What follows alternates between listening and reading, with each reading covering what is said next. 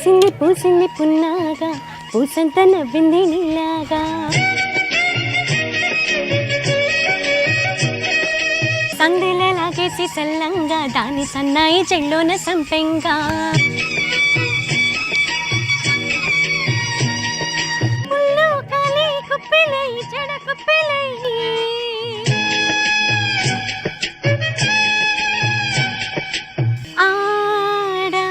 జతులాడ ఆత్రేయ, వేటూరి, సిరివెన్నెల ఇలా ఎందరో కవులు, ఎన్నో కవితలు. వారి కలంలో భావం చిగురిస్తే అదే పాటగా మారుతుంది. జీవితంలో ప్రతి సంఘటన పాటవుతుంది. అది నేరుగా హృదయాన్ని చేరుతుంది. అందుకే పాటే మంత్రం. పాటే మంత్రము త్వరలో మీ టాలీవుడ్లో.